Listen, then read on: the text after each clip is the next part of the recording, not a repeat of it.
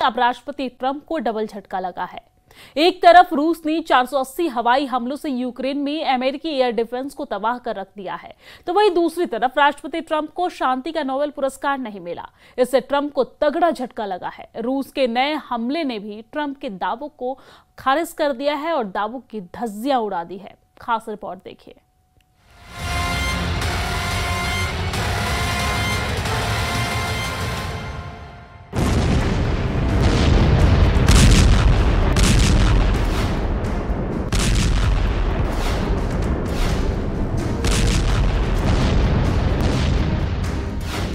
Trump पर गिरा Nobel बम, Ukraine पर गिरा पुतिन बम।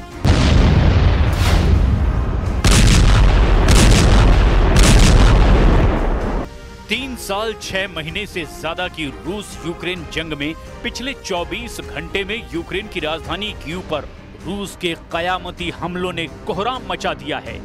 इधर शांति के नोबेल पुरस्कार पर सबसे बड़ा दावा करने वाले अमेरिका के राष्ट्रपति ट्रंप को जोरदार झटका लगा। राष्ट्रपति ट्रंप को नोबेल शांति पुरस्कार नहीं मिला। उनकी जगह अमेरिका के कट्टर दुश्मन वेनेजुएला की मारिया कोरिना माचाडो को नोबेल शांति पुरस्कार मिला है। बड़बोले ट्रंप जिस तरह से 9 महीने में दुनिया के 7 बड़े युद्ध को रोकने का दावा कर रहे थे, उसे नॉर्वे में मौजूद नोबेल पुरस्कार देने वाली समिति ने रत्ती भर भी भाव नहीं दिया और न ही ट्रंप के दबाव में आई है। जानकारों के मुताबिक अगर ट्रंप को शांति का नोबेल पुरस्कार मिल जाता तो पुतिन का रूस भारी दबाव में आ जाता और ट्रंप का दबदबा दुनिया में कई गुना बढ़ जाता। कुल मिलाकर पिछले 24 घंटे में अमेरिका के राष्ट्रपति ट्रंप और यूक्रेन के राष्ट्रपति ज़ेलेंस्की को 2 मोर्चों पर जबरदस्त झटका लगा है। कुल मिलाकर अब नेटो ये मानकर चल रहा है कि रूस से किसी भी वक्त बड़ी जंग छिड़ सकती है। अब आप सबसे पहले ये जान लीजिए कि यूक्रेन पर रूस के ताजा हमलों में कितनी भयानक तबाही हुई है।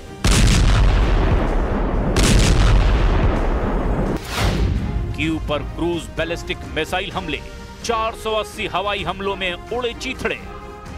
यूक्रेन के राष्ट्रपति ज़ेलेंस्की अमेरिका से लंबी दूरी की टॉम हॉक मिसाइलें आने का इंतजार कर रहे हैं, लेकिन अभी तक ट्रंप ने एक भी टॉम हॉक मिसाइल यूक्रेन को नहीं दी है। जबकि दूसरी तरफ 3 अक्टूबर 2025 से लेकर अब तक यूक्रेन के 27 इलाकों पर 2500 से ज्यादा हवाई हमले रूस कर चुका है।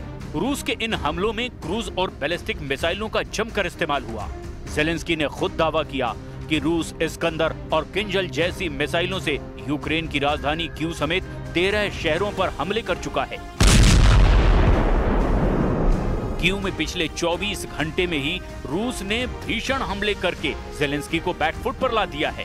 ज़ेलेंस्की अमेरिका, यूरोप और नेटो से गुहार लगा रहे हैं कि रूस के खिलाफ सख्त से सख्त एक्शन लो, लेकिन अभी तक यूक्रेन की तरफ से रूस के खिलाफ सीधा और बड़ा युद्ध करने के लिए कोई तैयार तक नहीं हुआ। अब आप ये भी जान लीजिए कि रूस ने आधी रात में यूक्रेन में कहां-कहां कयामती हमले किए हैं।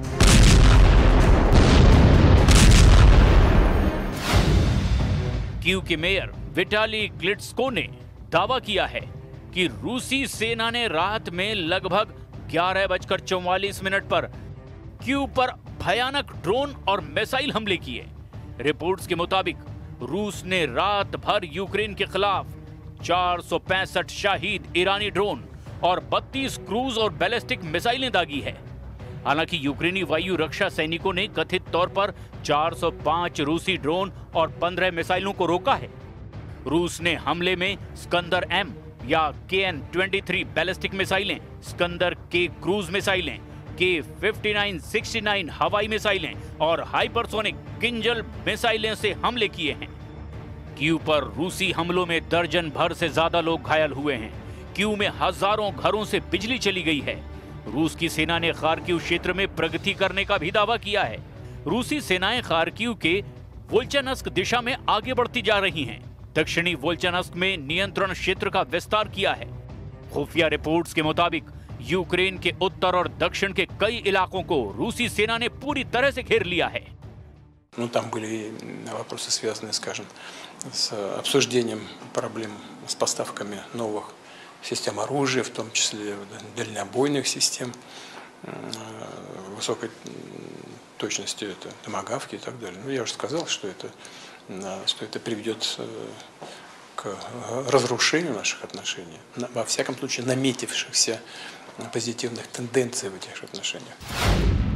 पुतिन ने पलटी बाजी, ऑपरेशन ऑक्टोपस में फंसा नेटो। यूक्रेन पर रूसी हवाई हमलों की सुनामी का कोहराम यूरोप तक पहुंच रहा है। यूरोप में सुरक्षा को लेकर खतरा महसूस किया जाने लगा है। हाल के हफ्तों में नेटो सहयोगियों के खिलाफ रूस की हवाई घुसपैठ के बाद अब यूरोप में पुतिन की रणनीति को लेकर चर्चा तेज हो गई है। ब्रिटेन के पूर्व खुफिया अधिकारी और रक्षा एक्सपर्ट फिलिप इनग्राम ने रूसी घुसपैठ को पुतिन की एक खतरनाक चाल बताया है। इनग्राम का कहना है कि इसके पीछे क्रेमलिन का असली मकसद दहशत फैलाना है। एक्सपर्ट्स का मानना है कि पुतिन पूरे यूरोप को ऑक्टोपस की तरह अपने शिकंजे में कस रहे हैं। ब्रिटेन के पूर्व खुफिया अधिकारी और रक्षा विशेषज्ञ फिलिप इनग्राम रूसी घुसपैठ को एक छलावा बता रहे हैं और उन्होंने कहा कि पुतिन यूक्रेन में चल रहे युद्ध के बहाने पश्चिमी धन और संसाधनों को कम करने की कोशिश कर रहे हैं। फिलिप का दावा है कि यूरोपीय नेता बैठकों में ये पता लगाने की कोशिश कर रहे हैं कि कैसे जवाब दिया जाए। उधर रूस लगातार मजबूत होता जा रहा है। फिलिप का दावा है कि पुतिन की हालिया उकसावे वाली गतिविधियां नेटो को हवा में उलझाने की चाल है। ब्रिटिश मीडिया आउटलेट द सन के कार्यक्रम बैटल प्लान्स एक्सपोज्ड में फिलिप इनग्राम ने कहा कि हमने नेटो हवाई क्षेत्र का उल्लंघन करने वाली रूसी विमानों की संख्या में भारी वृद्धि देखी है, जिसमें गठबंधन की राजनीति और सैन्य दोनों ही सीमाएं पार हो गई है और उसकी परीक्षा हो रही है। फिलिप के मुताबिक रूसी मिग-31 लड़ाकू विमानों ने एस्टोनिया के हवाई क्षेत्र में 12 मिनट तक घुसपैठ की, जिससे पूरा यूरोप सख्ते में आ गया था। पिछले 2 हफ्तों में यूरोप में लड़ाकू विमानों की आमने सामने की झड़पें, रहस्यमय बड़े ड्रोन और साइबर हमले देखे गए हैं। इसके अलावा पोलैंड और रोमानिया में भी रूसी ड्रोन की घुसपैठ देखी गई। हालांकि रूसी मीडिया और क्रेमलिन ने इन खबरों को फर्जी और पूरी तरह से नेटो का दुष्प्रचार बताया है।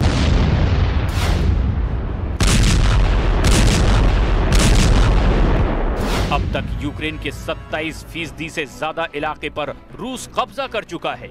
यूक्रेन के जापोरेजिया, खेरसोन, लुहांस्क, खार्किव पर रूस का कब्जा लगभग हो चुका है।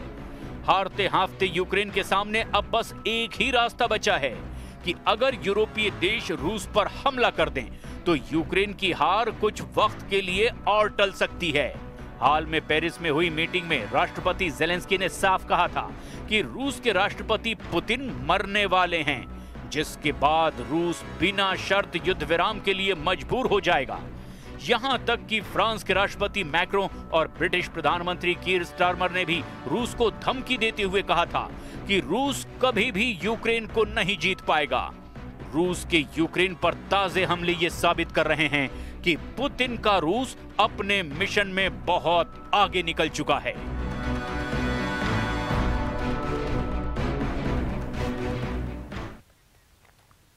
डोनाल्ड ट्रंप ने हमास को 72 घंटे दिए हैं और इन 72 घंटों के अंदर हमास को इजराइल के सभी बंधक वापस लौटाने हैं। लेकिन नेतन्याहू और हमास के बीच युद्ध विराम किसी भी वक्त टूटने का खतरा है। ऐसे वक्त में पुतिन ने नेतन्याहू को लेकर ऐसी बात का दावा किया है जिससे साफ जाहिर होता है कि ईरान को लेकर इजराइल घबराया हुआ है। रिपोर्ट देखिए।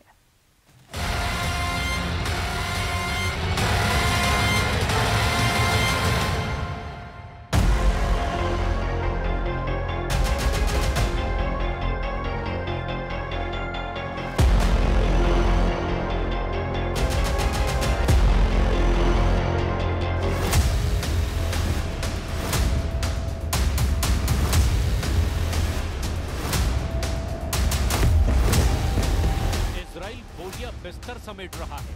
गाजा में ट्रंप का पीस प्लान नेतन्याहू की बमबारी पर भारी पड़ा है, लेकिन नेतन्याहू की जो युद्ध वाली नाक ऊंची थी, उसकी शक्ल सूरत 24 घंटे में पूरी तरह बदल चुकी है।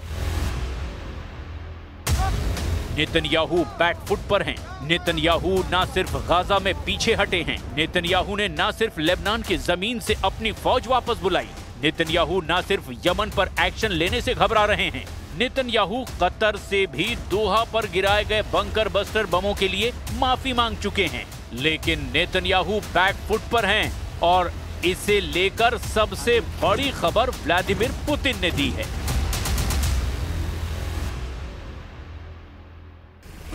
व्लादिमीर पुतिन ने बड़ा दावा किया है। दावा ये कि इजराइल ने उनसे गुजारिश की है कि ईरान को एक मैसेज दे दें। मैसेज ये कि इजराइल अब ईरान के साथ युद्ध नहीं चाहता। यानी इजराइल पुतिन के जरिए खामनेई से कह रहे हैं कि अब वो युद्ध नहीं करना चाहते। यानी इजराइल पुतिन के जरिए खामनेई से कह रहा है कि अब वो युद्ध नहीं करना चाहता। पुतिन का ये दावा नेतन्याहू को लेकर बहुत बड़ा सिग्नल दे रहा है। 13 जून को ईरान और इजराइल का जो युद्ध शुरू हुआ था, जब ईरान की मिलिट्री लीडरशिप को एक झटके में इजराइल ने खत्म कर दिया था, और उसके बाद ईरान के मिसाइलों ने वही हाल तेल अवीव और हाइफा जैसे इजरायली शहरों का किया। अब नेतन्याहू उस ईरान का सामना नहीं करना चाहते। व्लादिमीर पुतिन ने ये दावा ताजिकिस्तान में किया है। राजधानी दुशांबे में सेंट्रल एशिया रशिया के बीच शिखर वार्ता के दौरान पुतिन ने ईरान को लेकर इजराइल का रुख बताकर सबको चौंका दिया। ईरान को लेकर नेतन्याहू का नया खौफ वर्ल्ड मीडिया में सुर्खियां बन रहा है। पुतिन के हवाले से यही खबर छप रही है कि नेतन्याहू अब ईरान से युद्ध नहीं चाहते। ईरान को लेकर नेतन्याहू की मजबूरी क्या है? ईरान को लेकर नेतन्याहू क्यों इतने बेबस नजर आ रहे हैं? इस वक्त नेतन्याहू की स्थिति गाजा से लेकर तेहरान तक क्यों कमजोर नजर आ रही है? इसे समझने के लिए पुतिन और नेतन्याहू के बीच 7 अक्टूबर को ही फोन कॉल की कुछ डिटेल समझ लीजिए। इस फोन कॉल को लेकर रिपोर्ट है कि नेतन्याहू ने पुतिन से कहा कि आप ईरान को फाइटर जेट और बाकी हथियार ना सप्लाई कीजिए, और ईरान और रूस के बीच इस वक्त सुखोई 35 की डील को लेकर बात चल रही है। रिपोर्ट है कि नेतन्याहू ने इशारा किया कि अगर आप ईरान को हथियार सप्लाई करेंगे तो इजराइल यूक्रेन को हथियार पहुंचाएगा। इस फोन कॉल की सबसे अहम बात यह है कि नेतन्याहू इस वक्त कमजोर नहीं दिखना चाहते। वो बताना चाहते हैं कि गाजा से लेकर ईरान तक युद्ध को लेकर जो कुछ हो रहा है वो उनकी शर्तों के हिसाब से हुआ है। हमास को लेकर नेतन्याहू ने ऐसी बात कह दी है जिससे उनके हमास के खिलाफ स्ट्राइक रेट पर सवाल उठना लाजमी है। חמאס הסכים לעסקה רק כשהרגיש שהחרב מונחת על צווארו, והיא עדיין על צווארו. החמאס הסכים לעסקה רק לאחר שתוכנית טראמפ, שעליה הסכמתי עם הנשיא בוושינגטון, בודדה אותו בינלאומית באופן חסר תקדים. בשלב הנוכחי של התוכנית, אנחנו ממוקדים בשחרור חטופינו.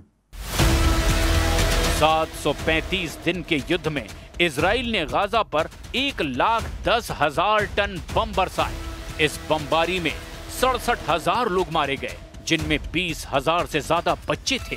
इस बमबारी में 2,500 परिवार पूरी तरह से खत्म हो गए।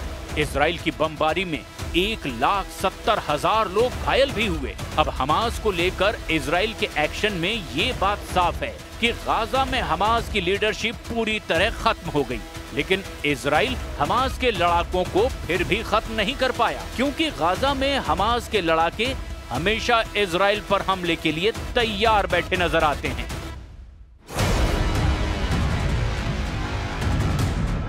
यही वजह है कि बंधकों को छुड़ाने का दबाव और हमास के खिलाफ निर्णायक कामयाबी न मिलने की वजह से अब नेतन्याहू को बैकफुट पर आना पड़ा, और डोनाल्ड ट्रंप के जरिए गाजा में जो युद्ध विराम हुआ है उसे नेतन्याहू के कमजोर युद्ध का नतीजा माना जा रहा है। तस्वीरें अब सामने हैं। इजराइल की सेना गाजा में अपना बोरिया बिस्तर समेट रही है। गाजा में डोनाल्ड ट्रंप का शांति मिशन नेतन्याहू की बमबारी के सामने भारी पड़ा है, और नतीजतन नेतन्याहू की युद्ध ना खत्म करने वाली जिद कमजोर पड़ी है। साफ है कि नेतन्याहू बैकफुट पर हैं।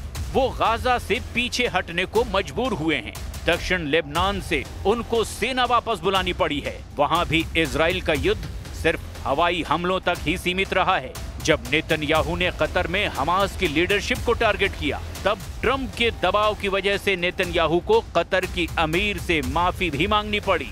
और यमन के खिलाफ तो नेतन्याहू कभी मजबूत नजर आए ही नहीं, क्योंकि यमन पर बमबारी के बावजूद हूथी ने इजराइल को टारगेट बनाना नहीं छोड़ा। نحن سنبقى في حالة انتباه وجهوزية تامة ورصد كامل بدقة وعناية تجاه مرحلة التنفيذ لهذا الاتفاق. هل سيفضي هذا الاتفاق فعلا إلى إنهاء العدوان على قطاع غزة، إلى دخول المساعدات والطعام والغذاء للشعب الفلسطيني والدواء والاحتياجات الإنسانية والبضائع إلى قطاع غزة؟ नेतन्याहू पर अंतर्राष्ट्रीय दबाव से ज्यादा घरेलू प्रेशर है, क्योंकि तेल अवीव से लेकर इजराइल के कई शहरों में नेतन्याहू के युद्ध को लेकर गुस्सा बढ़ता जा रहा है। बंधकों की रिहाई को लेकर नेतन्याहू पर लगातार दबाव रहा। इजराइल की सड़कों पर लोग ट्रंप और नेतन्याहू के पुतलों के साथ प्रदर्शन करते रहे, और ये तस्वीरें ऐसी हैं जो व्हाइट हाउस में भी देखी गई। यूरोप के शहरों में भी यही मैसेज गया कि इजराइल की जनता ही अब नेतन्याहू के खिलाफ होती जा रही है। डोनाल्ड ट्रंप को भी पता था कि इजराइल की पब्लिक अब युद्ध का समर्थन नहीं कर रही। दूसरा सच ये है कि गाजा में गिरे हर बम पर मेड इन अमेरिका की छाप रही है। अमेरिका के अब भी इजराइल में हजारों टन बम सप्लाई किए जा रहे हैं। החטופים כולם ישובו אלינו. בימים הקרובים בעזרת השם נביא את כולם. לצד השמחה האדירה על שובם, הם יעמדו לפני משימה קשה של שיקום גופני, שיקום נפשי, ועם ישראל כולו יחבק אותם כדי שיעמדו מחדש על רגליהם. את החטופים החללים נביא לקבר ישראל. हमास के पास इजराइल के 22 जिंदा बंधकों और 26 इजरायली नागरिकों की लाशों पर इन सभी की वापसी के मुद्दे ने नेतन्याहू की सरकार को शुरू से ही हिला रखा है। अब नेतन्याहू चैन की सांस ले रहे हैं। गाजा में अब शांति लौटेगी, इसकी पूरी गारंटी अभी कोई नहीं दे रहा, क्योंकि इजराइल ने युद्ध तो हमास के खिलाफ शुरू किया था और हमास तो अब भी गाजा में मौजूद है। हालांकि अब बंधक लौट आएंगे, इस बात की गारंटी मिल चुकी है। देखा जाए तो गाजा में नेतन्याहू के युद्ध ने इजराइल को कई मोर्चों पर घेरे रखा। इस दौरान उसकी हिजबुल्लाह से भी जंग हुई और ईरान से भी युद्ध लड़ा गया। लेकिन इन 2 सालों के दौरान तमाम कामयाबियों के बावजूद नेतन्याहू का युद्ध पर पूरा कंट्रोल नहीं रहा।